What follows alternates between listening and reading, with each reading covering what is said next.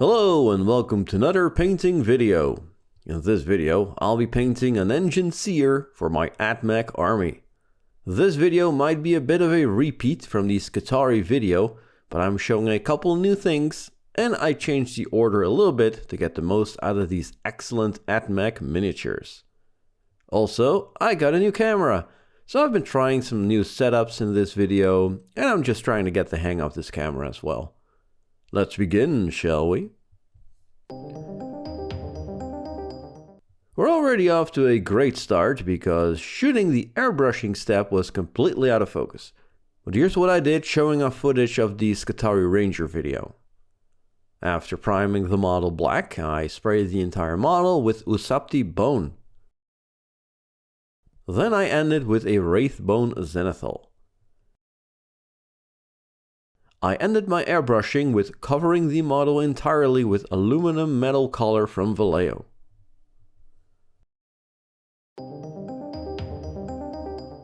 Alright, let's get back to the actual miniature here. This nice bright metal will now be shaded with Nuln Oil. The new formula wash acts a little bit like a contrast paint, so it doesn't really stay on the surface as much as the old one. But that's what I'm going for here.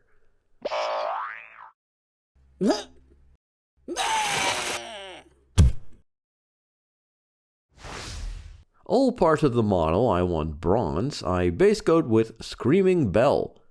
This paint has a great coverage and has a very warm tone. This paint works really well with Sycorax Bronze. I now layer on this paint on the bronze to lighten it up. Next, I shade the entire model with Targor Rageshade. This subtle purple wash has a really nice effect on both the metal and the bronze, adding a grimy sheen to it.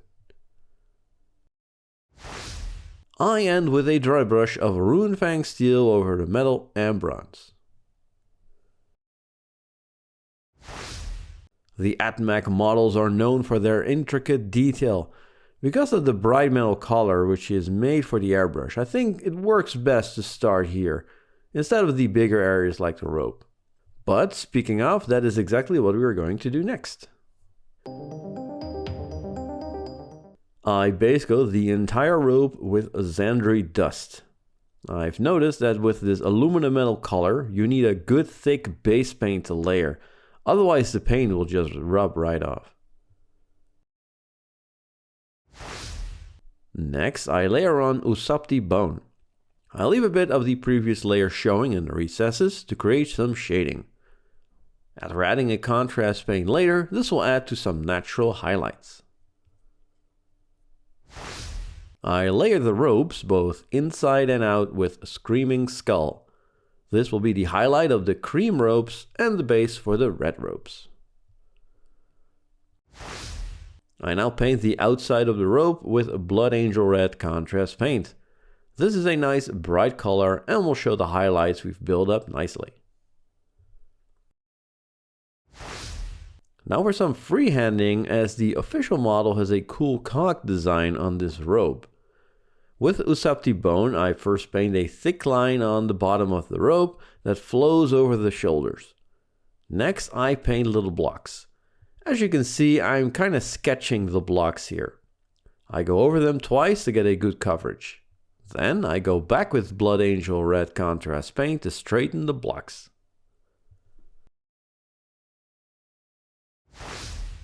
I highlight the red robes with Demon Red from Two Thin Coats. And highlight again with Wild Rider Red.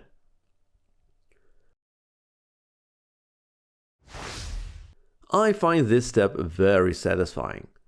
Now it's going to happen that you'll add some unwanted paint to the metal parts you've already finished. If this happens, just take a clean brush, wet it and rub away the paint. Because the surface is smooth because of the metal paint, it's really easy to remove. In case you see a spot later on, just paint over it or let it sit, as we'll add some weathering later on. Now let's go over some small details. First I paint everything I want leather with Rhinox Hide. Layer on Gorthor Brown. And highlight with Baneblade Brown. All tubes I want black, I paint with Black Legion. Some tubes I want to paint in a fluorescent color, and I will save those for later. I highlight the black tubes with Dawnstone. On tubes where I want some warning stripes, I paint stripes with Vallejo white, or any white paint that you might have. I paint the white stripes with Iyanden Yellow contrast paint. The handle of his axe is painted with Sword Hilt Burgundy of 2 thin coats. Shaded with Carroburg Crimson. And highlighted with a mix of Sword Hilt Burgundy and Kislev Flesh. Mechanicus sigils I paint entirely with Vallejo white, or any white paint that you might have.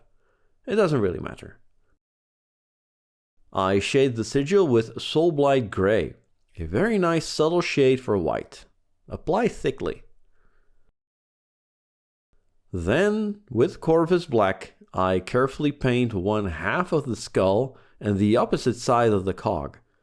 If you made a mistake, simply use your white paint to correct. Corvus Black is easy to cover. I end with shading the black with Black Templar.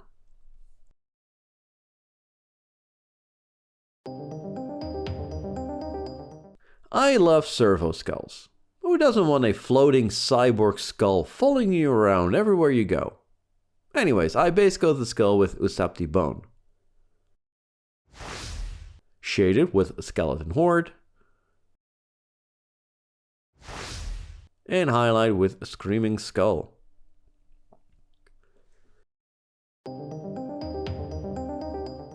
Now this step is of course completely optional, but if you like to dirty your models up a little bit, then you cover the entire model with streaking grime. Then I take a little sponge, add some white spirit and gently remove the streaking grime.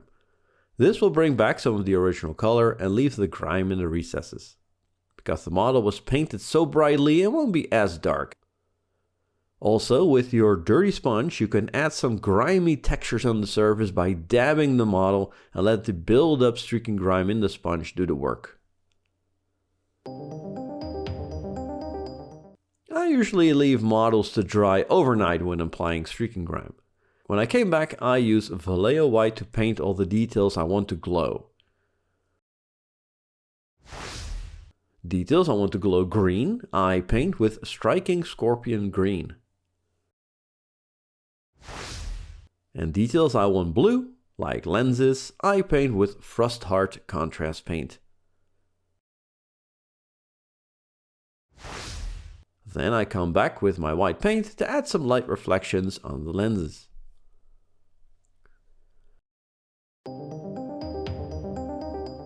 You can barely see it, but this Tech-Priest does have some human skin. I paint this with Cadian Fleshtone. And shade with Guilliman Flesh. And we're done. Here we have an Enginseer Tech-Priest ready to fix tanks and kill whatever comes close with his huge axe. This model has a very cool pose. I'm really enjoying the AtMech range for its weirdness and subtle body horror. If you want to know how I painted the Mars red base, check out my Skitarii Ranger video or my short on how to paint Mars bases. And this will be my final tutorial for 2023. I will come back at the end of the year for a look back at this year and show you all the stuff that I painted. Who knows, I might have even learned something this year, or I made some good financial decisions.